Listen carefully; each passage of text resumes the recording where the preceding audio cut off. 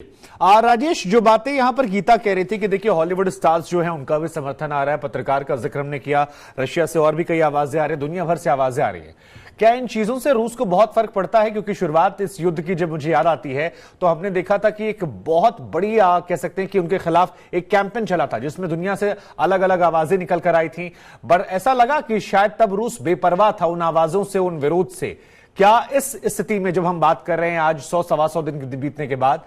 ये चीजें कितनी मायने रखती हैं? वो भी तब जब वो कह रहे हैं कि हम युद्ध नहीं कर रहे हैं, हम स्पेशल ऑपरेशंस को अंजाम दे रहे हैं।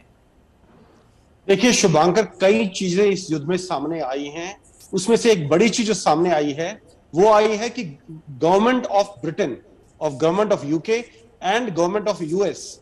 इनके पास ऐसे डिपार्टमेंट्स मौजूद थे जो युद्ध शुरू होने से बहुत पहले से, पिछले 15-20 साल से लगातार इस वक्त इस तरफ काम कर रहे थे कि किसी तरह से जो रूसी स्ट्रक्चर है, रूसी गवर्नमेंट है, रूसी प्रेसिडेंट है और रूसी लोग हैं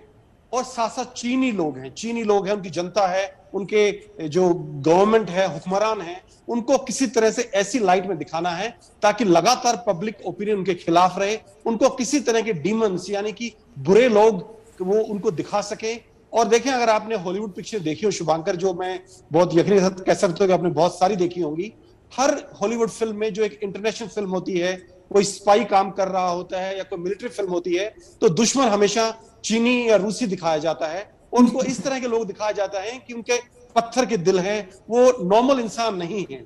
और ये नैरेटिव बहुत जरूरी है जब आप एक पब्लिक ओपिनियन जनरेट करना चाहते हैं किसी देश के खिलाफ और इतना ज्यादा टैक्स पेयर का पैसा लगाना चाहते हैं उस युद्ध में, तो ये इमेज जनरेट अभी से करना उन्होंने शुरू नहीं किया है, ये पिछले 15-20 साल से लगातार हो रहा है और ये इस वक्त फुल स्विंग पे चल रहा है। शुभांकर जी, गीता, आप कुछ ऐड ऑन करना चाहेंगे क्योंकि ये इंटरेस्टिंग टॉपिक है। बिल्कुल सही कहा, ये रेफरेंस मैंने नहीं दिया, लेकिन बिल्कुल सही कहा राजेश ने। नैरेटिव बिल्डिंग की अगर बात, देखिए समस्या बहुत ही सीरियस है, ये वॉर की बात कर रहे हैं हम, लेकिन ये बात सही है कि जो अमेरिका करे वो हमेशा सही हो और जो बाकी देश करते हैं वो हमेशा गलत हो, ऐसा होता नहीं है। शुभांकर एक एग्जांपल देते हैं कि यहीं पे आप स्पाइंग की बात करते हैं और आप रूस और चीन के जो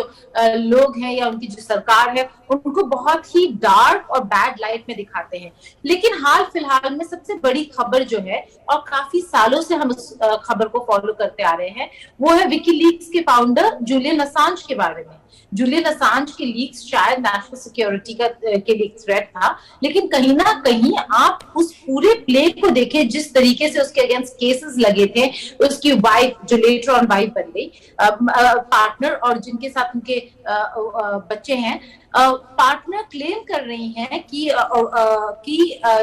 ये जो सारे एलिगेशंस हैं ये गलत है। उनके अगेंस्ट रेप चार्जेस लगे हुए हैं, उनके अगेंस्ट सेक्सुअल असॉल्ट के चार्जेस लगे हुए हैं। हमें नहीं पता कि डिटेल्स क्या है, लेकिन बहुत इंटरेस्टिंग है कि एक आदमी जिसने बहुत नाम कमाया, सडनली जब विकीलीक्स, जब उसने सारे डॉक्यूमेंट्स लीक कर दिए, यूएस के कॉन्वर्सेशंस और केबल्स जो एम्बेसीज के बीच और हेडक्वार्टर डीसी के बीच होते हैं, वो सारे केबल्स जब लीक कर दिए और उसमें डिटेल्स थे कि कैसे यूएस किस देश के बारे में क्या सोचता है, क्या उनके इनपुट्स थे, तो हाँ, एक नेशनल सिक्योरिटी ब्रीच जरूर था। लेकिन आप उसको फॉलो करें तो आप देख सकते हैं कि किस तरीके का आर्म ट्विस्टिंग भी हुआ है जूलियन असांज के खिलाफ। यहाँ पे फ्रीडम स्पीच की बात नहीं कर रहे हैं, यहाँ पे ये नहीं बता रहे हैं कि स्पाइंग उसने किसी और देश के लिए नहीं किया था, उसने पब्लिक इंटरेस्ट में सोचते हुए किया था। लेकिन आज यूके की सरकार को एक्सट्रेडिशन ऑर्डर्स पास करने पड़े और इन ऑल प्रोबेबिलिटी इसका एक्सट्रेडिशन हो सकता है अमेरिका में। तो आप देखिए ये प्ले कितना डिफरेंट है। अगर आपके इंटरेस्ट के खिलाफ कोई काम करता है तो वो बहुत ही बुरा है, लेकिन अगर अपने इंटरेस्ट के लिए कोई काम कर रहा है तो उसको भी आप पोर्ट्रे कर देते हैं जैसे कि वो बहुत बुरा है। क्यों? क्योंकि वो आपके इंटरेस्ट में नहीं है, इनके अमेरिका के इंटरेस्ट में नहीं है कि वो रूस और चीन को के बारे में कुछ भी अच्छा बोले या लिखे।